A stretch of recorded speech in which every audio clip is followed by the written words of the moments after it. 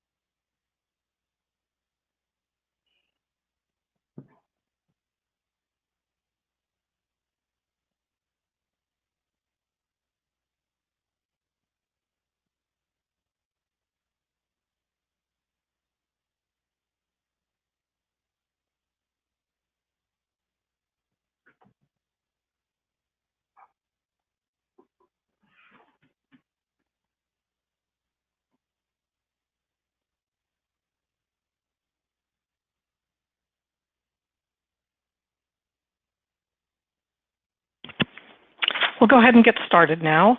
Welcome to the EDI Customer Documents webinar. My name is Siobhan Finders, and I'm the product manager for Mapadoc. We really appreciate you taking the time out of your day to attend the webinar. We will be recording the webinar today for future reference and for sharing with your teammates. And a little bit of housekeeping before I turn the presentation over to Eric.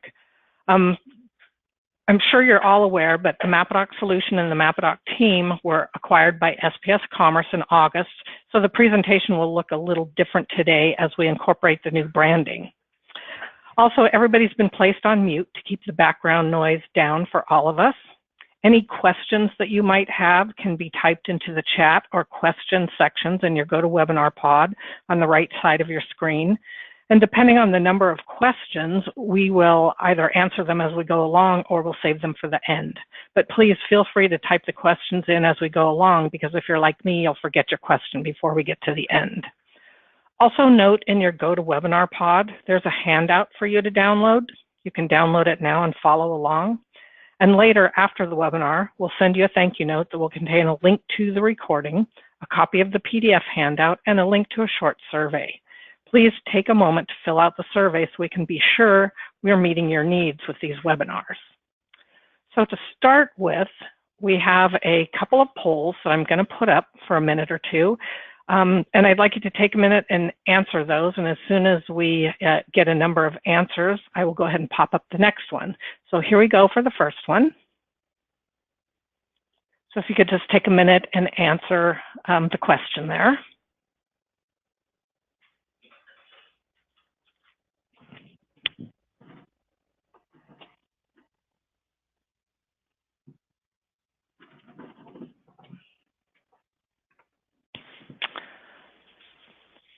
Perfect. So I'll go ahead and close the poll and I'll launch the next one. And here comes the next one. If you could take a minute and answer that one as well.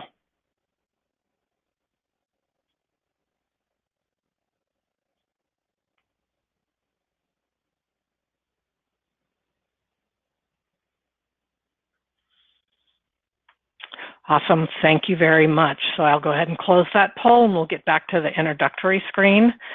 So we're ready to get started. I'd like to introduce Eric Graveman. He's one of our Mapadoc consultants. Eric will be presenting today, so take it away, Eric. Thank you, Siobhan. Thanks for getting me introduced. Again, I'm Eric Graveman, Mapadoc consultant. I focus primarily on the Sage 100 team.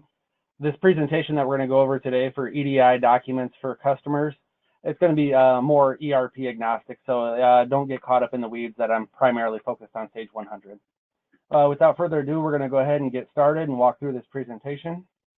As Siobhan stated previously, if you have any questions, please type them into the chat window and we'll answer them as we receive them or at the end. So first, we're going to walk through the agenda briefly, and we're going to talk about what is EDI. And, you know, we all know what EDI is at a header level, but when we're using it typically on a portal basis, it's more of a manual intervention. And when we begin incorporating that into a integrated solution like MapAdoc, it gets a little bit more complicated as you're trying to bridge the gap between your trading partner requirements as well as your requirements in your ERP system. So we'll go over that EDI as well. We're going to go over what are the customer documents, what they are, the document flow. We can't stress the importance enough of the flow of the documents, that the order comes before the invoice and the order acknowledgement and the ASN, and the document flow is crucial to being successful in this.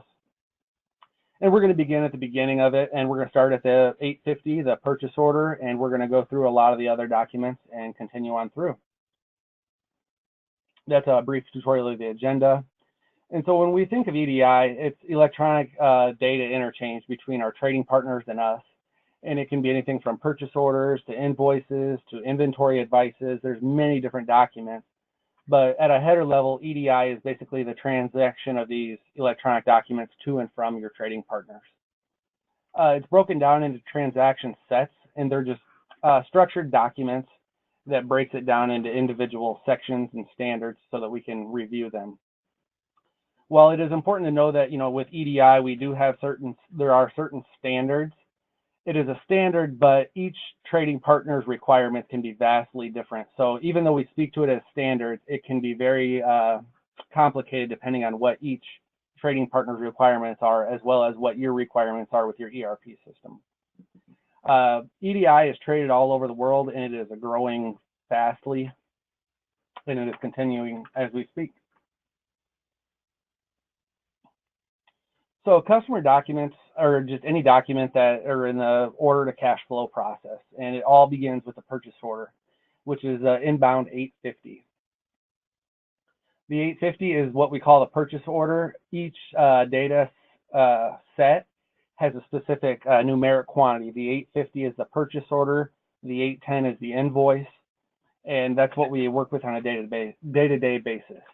And so this little just reiterates that the first one that we do is the 850 purchase order. And that is initiated by your trading partner, and they send that EDI 850 transaction over to you as the supplier. If you look at the top of the screen where it says 850 and 875, 875 is referencing a grocery purchase order. Essentially, you can look at it as the exact same thing as what 850 purchase order is. There's just a little bit of a different requirements on the grocery side, so we do have a different document for that. So it starts off, the trading partner sends you over an order, and you receive it as the supplier. The next step that you as the supplier would do is you would in turn send a purchase order acknowledgement. That document ID is called the 855, and that's the purchase order acknowledgement. And basically what you're doing is you're reaching back out to your trading partner saying, hey, I received your order, and I am going to acknowledge it with no detail or change and ship it on the correct date. Or you receive the order in and you might have to back order one of the items on the order. So you would say that you're accepting the order with some detail and change and then back ordering the one item. And so that lets the customer know, the trading partner know exactly what's shipping and what's going to happen when it goes, where you stand with that order. The next step is you will send them an advanced shipment notice telling them that the product has left your facility and is en route to theirs. The ASN, the numbers are the 856. This is probably one of the more detailed of the documents, and it's very time sensitive. And when our clients think of chargebacks, the more often than not that they're referring to the advanced shipment notice, because it's a little bit more of a complicated document as opposed to the order and the invoice.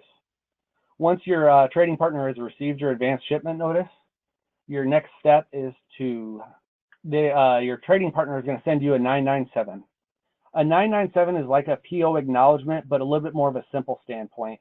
And the 997 is something that occurs with all data transactions. So when your trading partner sends you a purchase order, you in turn send them back a 997.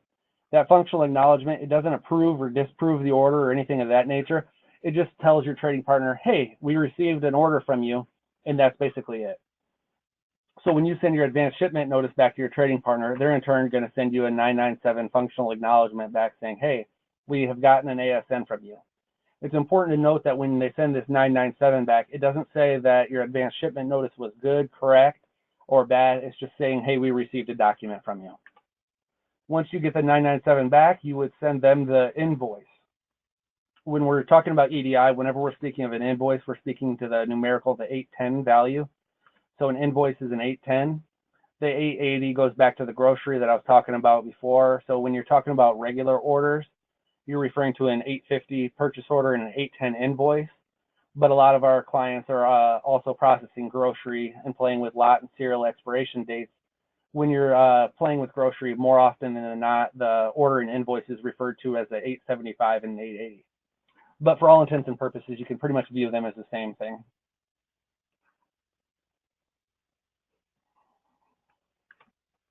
Yeah, the EDI inbound purchase order, it's a document. It's pretty straightforward for the most part. It's not nearly as complicated as the ASN, and it's broke down into different segments. You have your header, detail, and summary level. And realistically, it's structured document just like that.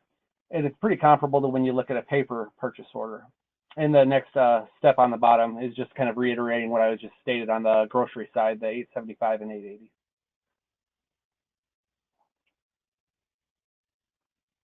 So right now we're going to take a quick brief tutorial and just look at a paper purchase order. And this is what it looks like on a day-to-day basis for many of you. And you have your header level up top where you have all of your ship to, bill to, buyer contact information, as well as your purchase order numbers and any header information that's relevant to the account. Right after that, you of course then jump right into your detail area where you'll have your lines and your quantities and your prices, units of measure, and that's what comes through on the detail area. And then at the very bottom, you have your summary. And so what I'm trying to show you is that our EDI transaction, which is what we're looking at right here. Excuse me, I went forward one too many. This is the EDI. This is what EDI looks like to our trading partners and me as a consultant. This is what we're looking at on a day-to-day basis. Now, I realize it might be kind of convoluted and might not make the best sense to you, but ultimately, this is what EDI looks like at the end of the day. And so when you look at it, it actually correlates a lot to what you were seeing on a paper the paper order. You have a header area where you have your ship to information and your bill to information. You have your detail area where you have your product information and your product descriptions and items. Then you also have the summary area at the bottom. So it's just a different format of looking at it. And if you're not comfortable looking at it like this, that's what you should leverage your Mapadoc consultants for. And we are used to looking at this on a day-to-day basis. So don't get caught up in too much in the weeds in it, but ultimately this is what EDI looks like to us as your consultants and you as and your trading partners. The functional acknowledgement, I spoke to this a little bit briefly. It's sent as a response to other EDI transactions received. It's not we accept your ASN or we accept your invoice or we accept your order. It's just saying, hey, we received an order from you, or hey, we received an ASN. And it's just courtesy. In my opinion, it's more like a courtesy document saying, hey, we received it. And that's what it is. It's a very simple document. And like I said, it's a simple document. That's why it's when you look at the raw EDI data on a 997, it's pretty simple and straightforward. There's not a lot of information in there, and it's just basically telling the trading partner, hey, we received your order.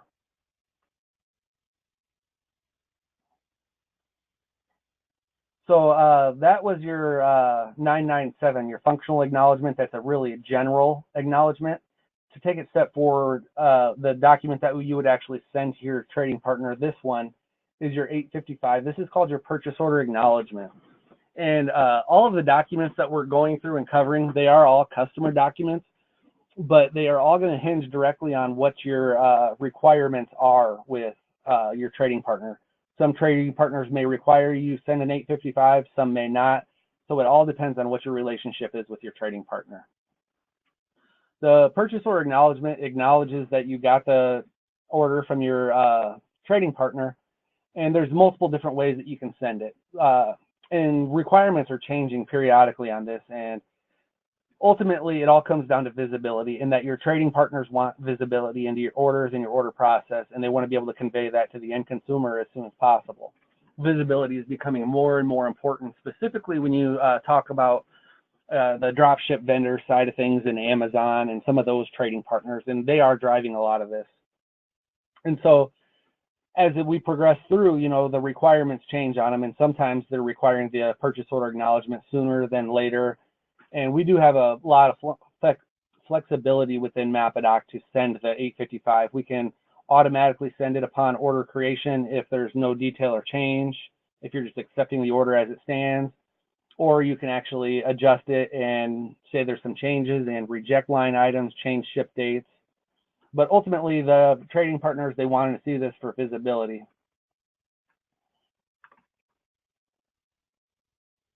And this is just basically what it looks like from an EDI standpoint. It is a pretty standard, you have your header, your detail, and then there's a summary section as well. But at the end of the day, this is what the EDI looks like that your trading partners are sending and receiving.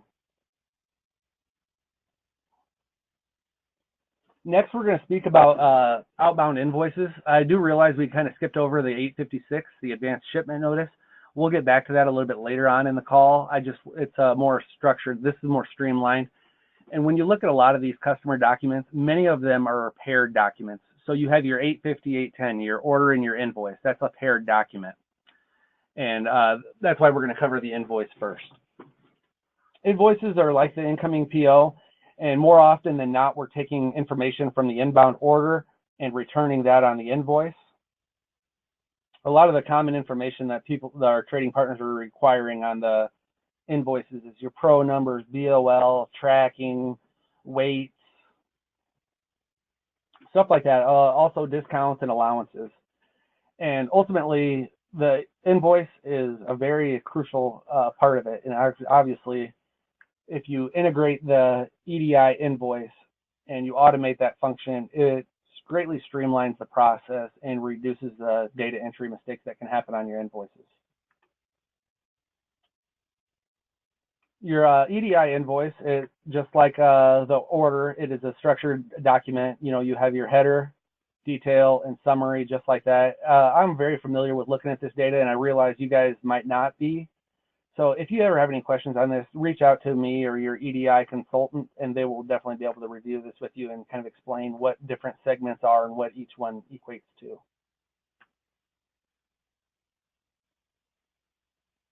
And so now we're going to jump into the inventory advice. It's an 846. The document title for EDI is the 846. And the inventory advice, it basically conveys your inventory quantities to your trading partners. And we see this more often than not on the DSV side of things, Amazon.com, Dix.com, the DSV side of things, they want visibility into what your inventory currently is. And it's important for them to be able to provide that visibility to the customers, so that when someone gets on Amazon.com and looks up a product, they know whether or not it's available or not. And that visibility is crucial, and it's becoming more and more important. More often than not is a document that is sent like once a day or 2 or 3 times a week. But as we progress, a lot of the trading partners are requiring that data more often. And there are some trading partners that require it on an hourly basis in order to keep their inventory accurate. Really, it all comes down to the visibility and making sure that your trading partners know what kind of inventory you have and whether or not you're going to be fulfill the orders that are coming in.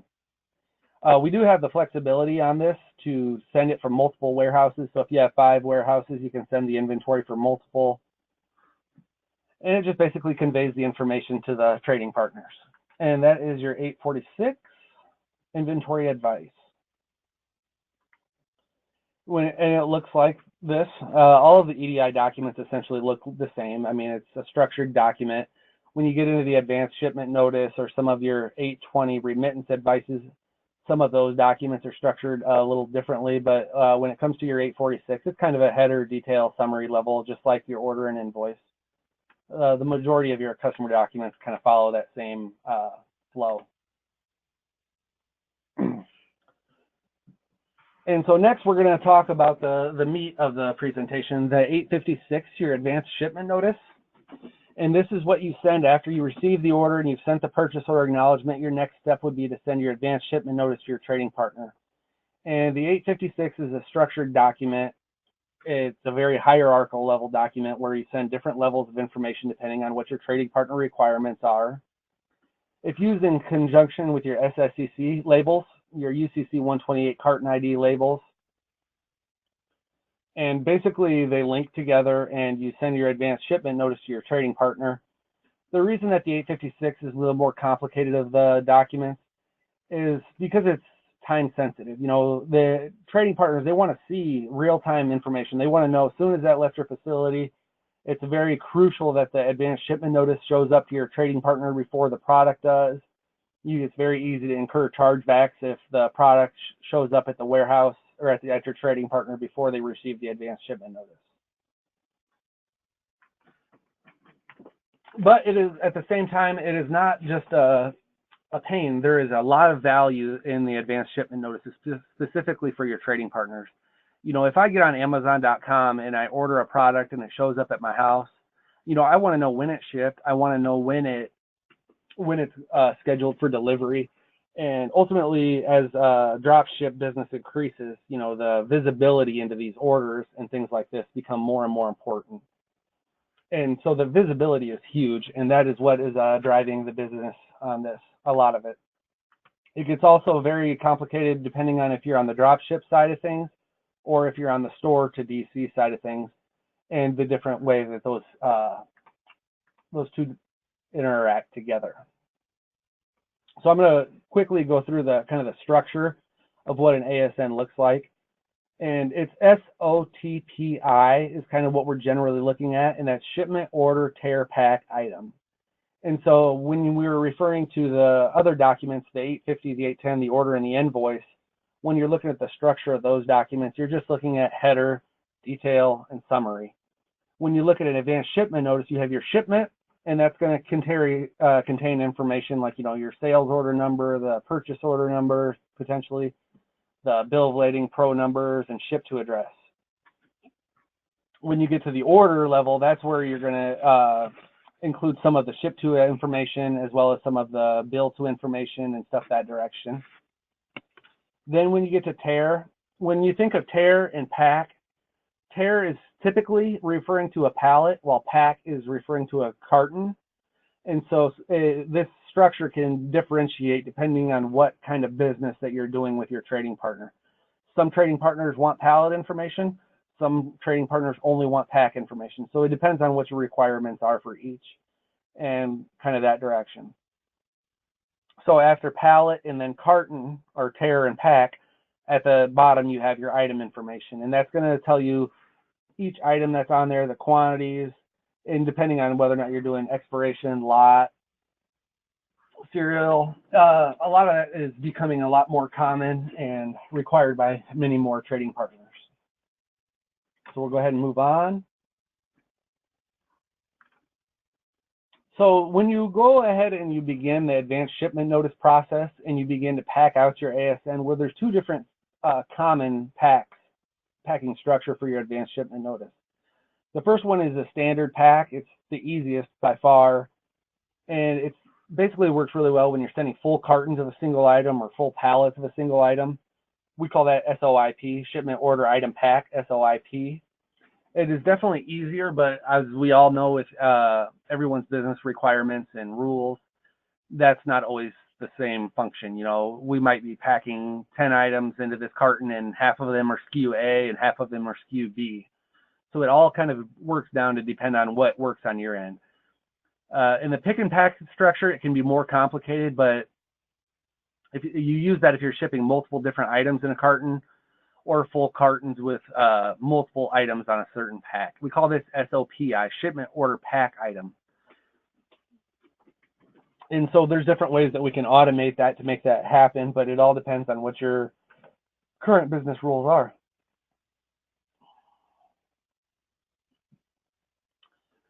So here we're looking at ASN, an advanced shipment notice, and the EDI data of it.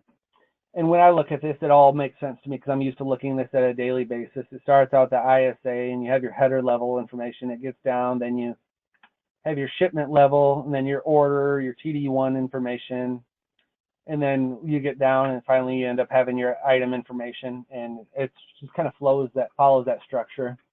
And I do realize that this might not make sense to some of you, and if it doesn't, then definitely leverage your Mapadoc consultant or resource, and we'll definitely be able to help review this with you and help make more sense of it.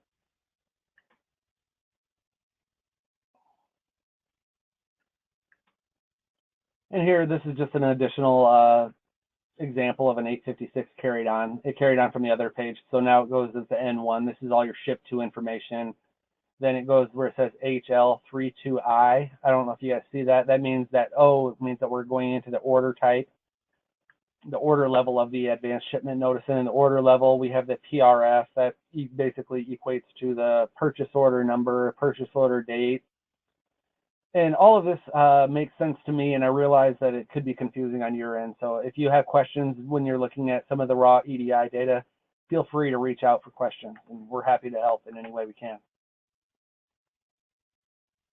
And so that's the end of it. You see the LIN2, that's referring to the item level. Oh, there's the whole thing all at once. So the previous 3 slides were basically snippets of it, and so this is all just zoomed out, and it shows the advanced shipment notice all in one. So as you can see, it is a little bit of a larger document, which kind of attributes to that fact that it is a little bit more complicated. It's structured. You have your shipment order pack item or shipment order tear pack item, depending on your business requirements. And so we're going to talk just a little bit more briefly about the ASN. As I told you, that is kind of the meat of this conversation, and there is a lot that is pertaining to the advanced shipment notice. A lot of our trading partners require what we call a UCC 128 label, the UCC 128 carton ID. And basically what it is when you create your ASN data, you're creating a unique UCC 128 carton ID for each carton that's on that shipment. And when you do that, you create a label, and that label has that UCC 128 in a barcode format in the bottom of the label. And so you label all of your product and you ship it to your trading partner.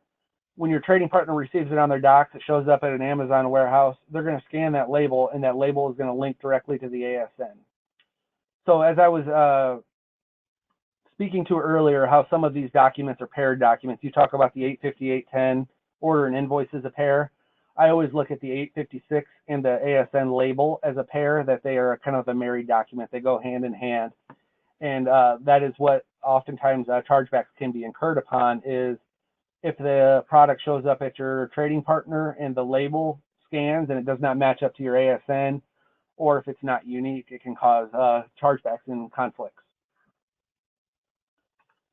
The example of some of the logistics units that they're referencing is padded mailers, cases, cartons, pallets, trailers, shipping containers. So essentially what we're referring to is that you can label multiple different products. You know, you might be doing a carton label for this trading partner. This trading partner, you might be doing a pallet label. It all depends on what logistics units and what your business rules are with your trading partner. There is a standard for all transport labels, and they are pretty standard across the board on the majority of trading partners, but ultimately there are different requirements for each label for each trading partner.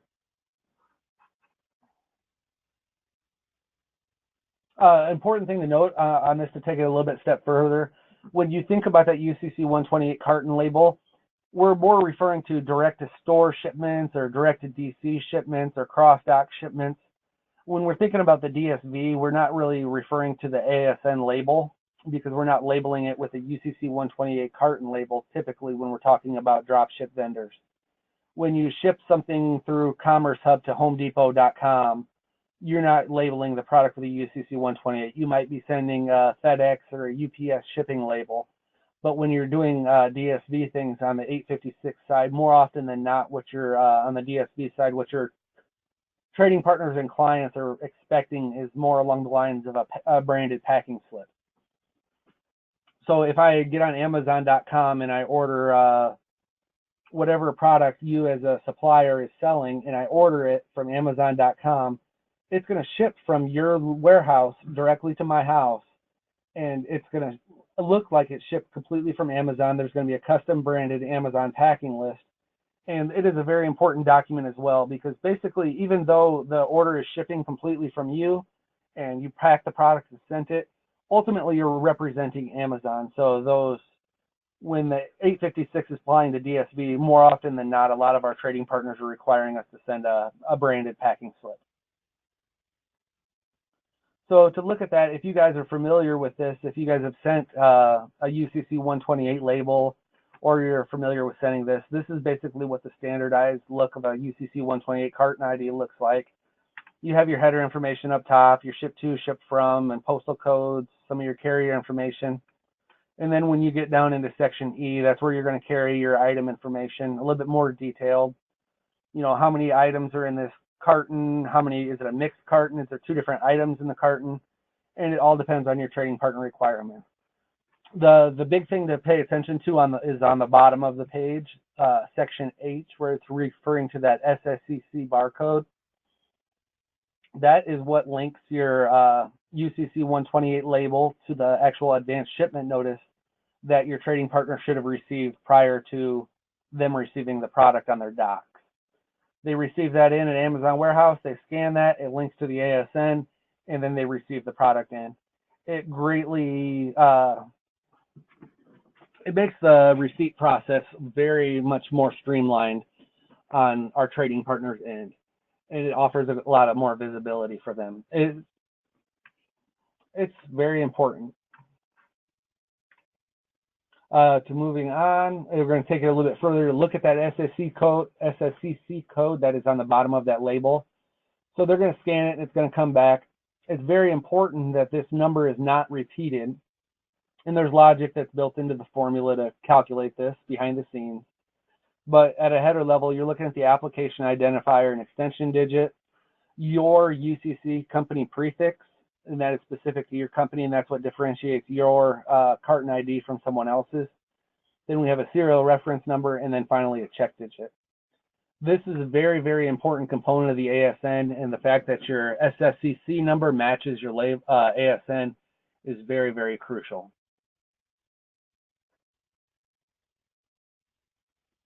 This kind of goes into breaking down that SSCC number just a little bit further, where we're speaking to the first 2 characters that builds that number, and that's your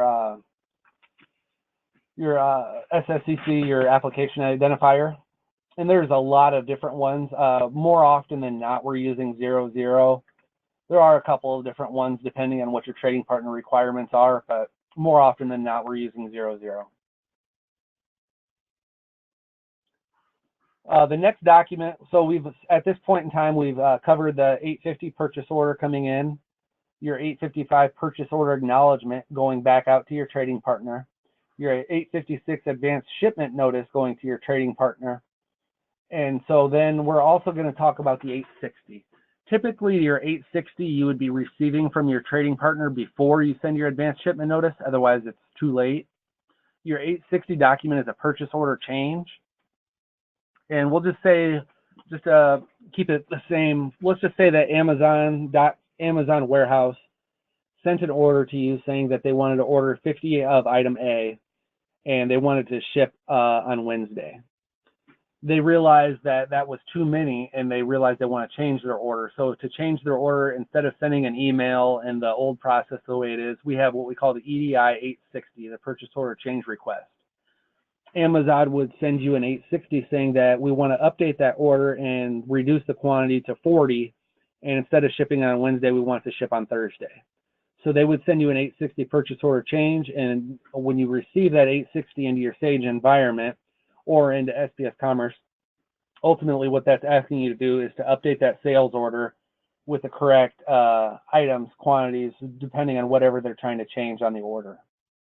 It's becoming more and more common, for sure, and it's all depending on what your requirements are if you're allowing them to change items, change dates, and basically we will work with you in determining what that is, what changes need to happen, and walk through the testing with that.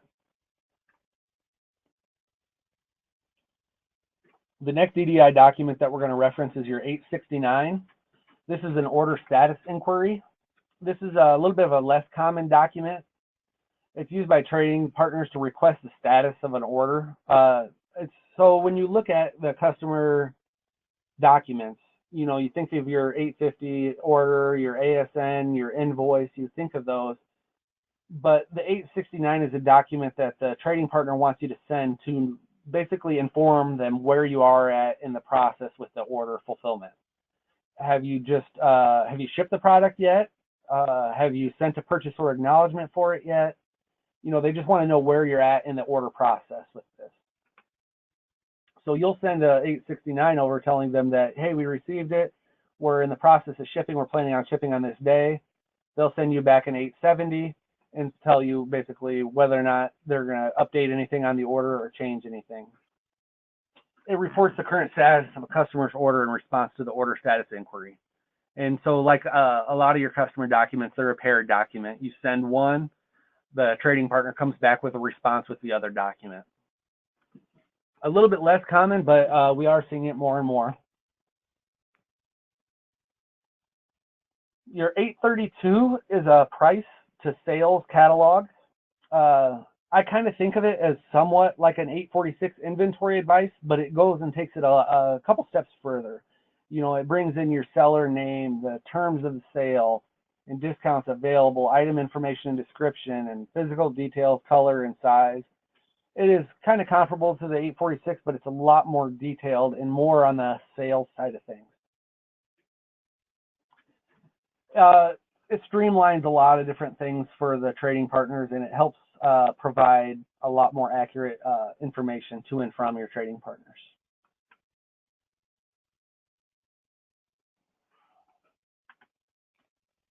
The 820, this is a very, very huge document that can streamline your order to cash process a lot better. The 820, we're seeing it a lot more, and specifically like on Menards and some of your Home Depot accounts and things of that. But essentially your 820 is your remittance advice, your payment order remittance advice. And this is what your trading partner is going to send to you that's going to detail your payment. You know, you might send 100 invoices over to Walmart.com, and they might send you back one 820 that's going to specify and break down the payment on all 100 of those. And when that comes in, it includes your payer and payee identification, you know, your bank accounts and invoice numbers, some of your adjustments as well, and billed and paid account amounts.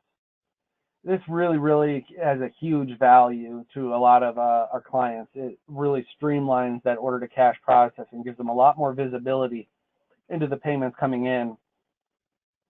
And as you can imagine, it is a lot more streamlined as opposed to trying to match up payments to 100 different invoices as opposed to receiving in one 820 remittance advice that's going to tell you the same information as opposed to going invoice by invoice matching up. It's greatly streamlines that process. And we are seeing this a lot more with a lot of our clients. And here, this is what the 820 remittance advice kind of looks like from your EDI standpoint. And just like we go back, it kind of has your header level and it has your detail level, and then it's a hierarchical, it's a structured document, just like your order and your invoice.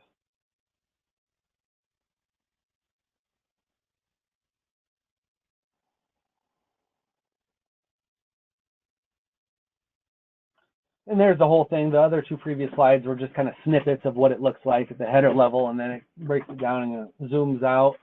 You can see the entire thing, and then, you know, it's got IV. So your RMR, this does flow a lot different than your order and invoice.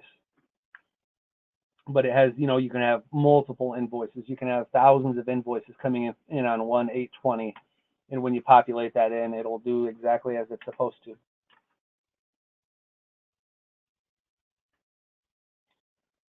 So that kind of covers the more popular documents and more popular customer documents. We do have a lot of other customer documents that I'm going to briefly kind of walk through, kind of explain. Hopefully you guys have seen some of these, and I'm sure some of them are new to you. And ultimately, it all depends on what your relationship is with your trading partner, which documents are required, which ones are mandatory, which ones are optional, and which ones add value. So, I mean, you have to look at it from a perspective on what makes the most sense to you. Obviously, you're getting orders all the time. You might want the orders to come in automatically. Your 860 purchase order change, you might be only receiving a change from one of your trading partners once a month, so it might not make sense to look at that from an integrated perspective. It might be easier just to go to a portal and grab that information and then enter it in the Sage. So that said, I'm going to walk through some of these less common documents. The first one we're going to talk about is a paired document. It's your 753 and your 754. And what this is your request for routing and your routing instructions. Essentially what it means is, we'll just say Fastenal sends you in an order. We'll say Amazon. I know Amazon has the 753, 754 requirement for sure. If you're doing business with them, I'm sure you've or going to their portal and familiar with doing that. So Amazon will send you in an order.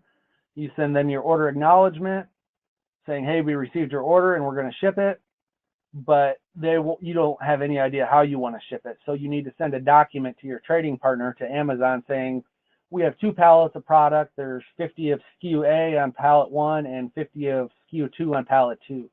You send that information, and now Amazon has the information they need to accurately route the order. They needed to know, how many products, how many pallets, how many cartons. And once they have that information, then they come back to you and they return sending you the 754, which is going to basically give you your instructions. It'll give you your Amazon ARN number if that's applicable, your ship via, potentially, a load ID, depending on what your business requirements are. And when you receive that 754 back in, it should update your order with the correct routing information. The 812, that's your credit debit adjustment. Basically, your trading partners will send that, and it's exactly as it stands. It's a credit or a debit adjustment, depending on what the order is or what the process is. It's a less common document as well. Your 816, organizational relationships. This is a huge one when you're looking at some of your larger trading partners.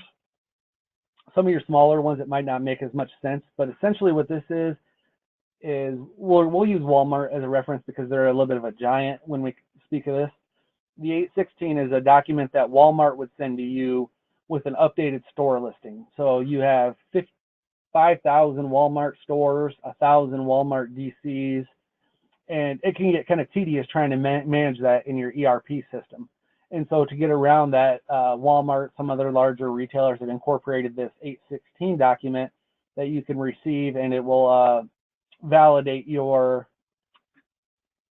ship to addresses or customer numbers that you have set up in your ERP, and populate that as needed. Because if your Walmart is changing on a regular basis, they're adding new stores and removing old stores, and in order to keep an accurate, valid system, this document can be very important in that, because if you don't have the ship to address set up in your ERP system, when you go to pull that order in, you're going to receive an error saying that there's no ship to code set up for this order. We're not going to create it. But that's what the 816 is for, is basically to manage that relationship and manage the many different stores and DCs that your trading partners might have. Your 830, that's more of an automotive document. And when you think about the 830, that kind of goes with your 830 and your 862.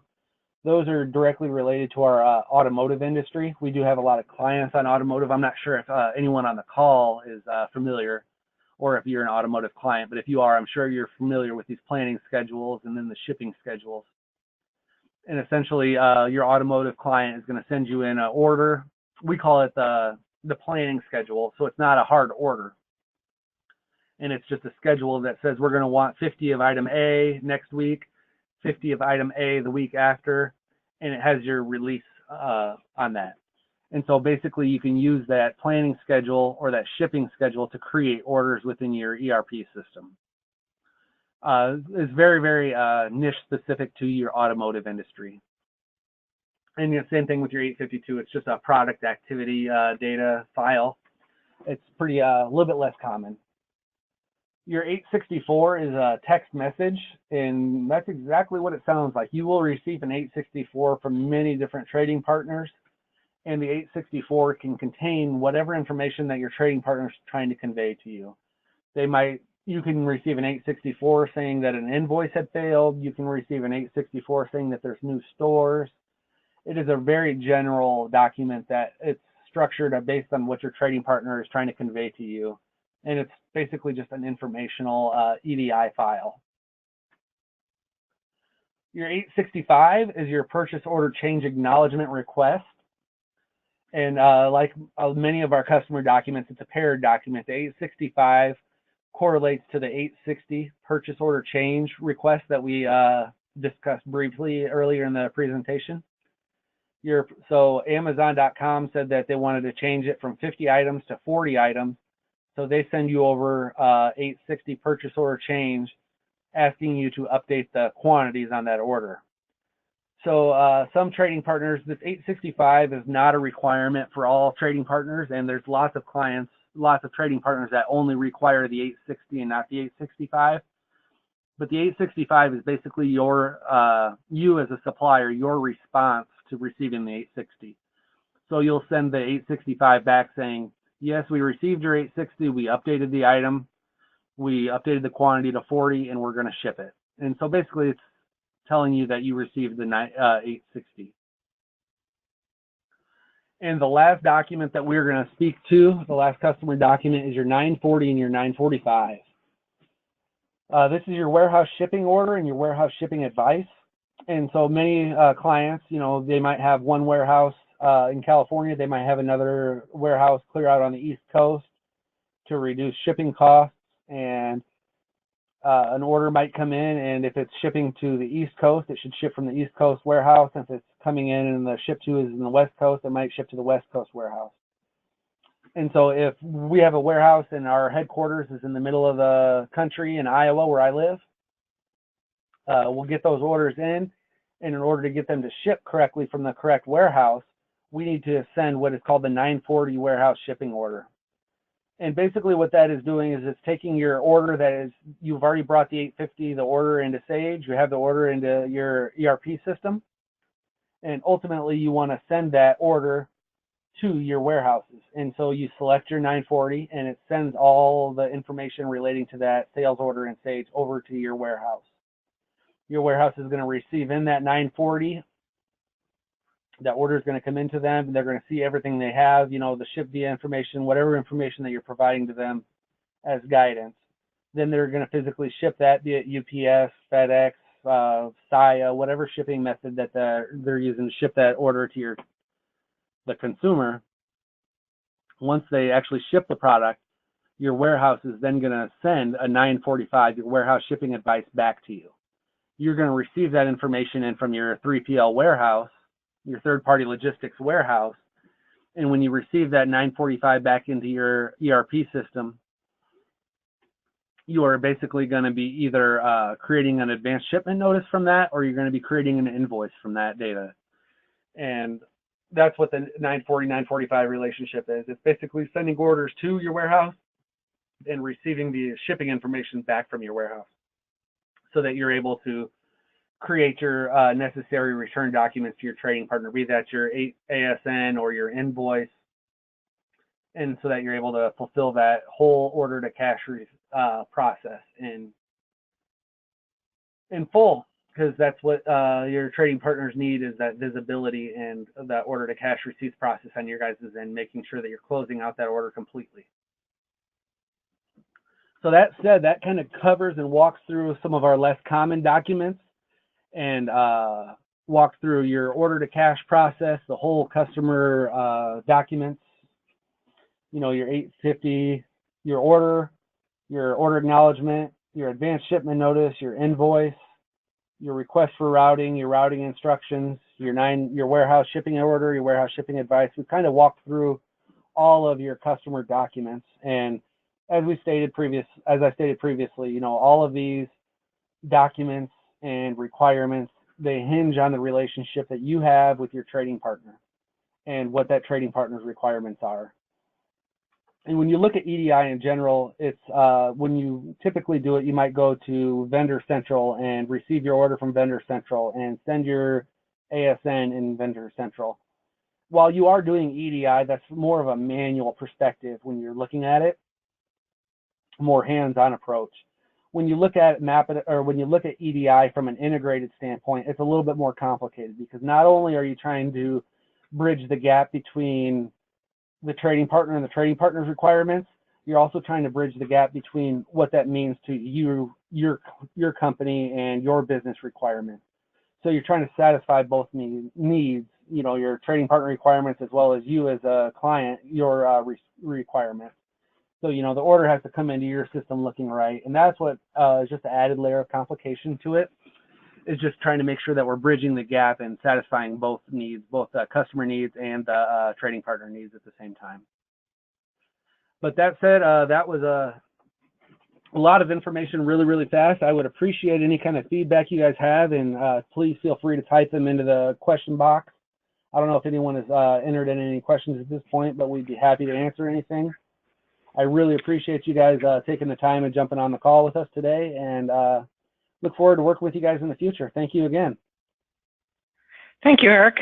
There are no questions in the question box, so please, if you have any questions, go ahead and type them in. And Eric, if you would go forward a couple of slides till we get to the contact info. Oh, I apologize on that. Yep, I got sidetracked. No worries. So I've put up all the contact information so you can reach us. Even though we are now part of SPS Commerce, you can still reach our support team at support@mapadoc.com. If you're having any questions, any issues with billing or wanting to get a project started or something like that, reach out to Sabrina at cam@mapadoc.com. If you want to talk to our friends Bill or Mike, reach out to sales@mapadoc.com and they will get right on it. We have, that's not our new support number. Shoot. Our new support number, if you have a minute, you can get out a pen and write this down. Your handout will have the new number in it. Our number for support is now 800-905-4383. Again, that's 800-905-4383. And what it will do, it'll get you to the Mapadoc support team for you to leave a voicemail. The voicemail automatically opens up a ticket, and Cassie hands them out to the appropriate support analyst, and they will give you a call back. Also like to invite you to check out the Mapadoc blog at www.mapadoc.com.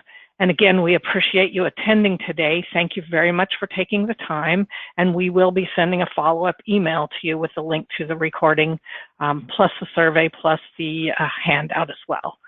So any last questions before we let you all go for the rest of the day? I don't see any showing up. So thank you guys very much for your time. And again, if you have any questions, reach out to us. We're happy to answer them. Thank you very much.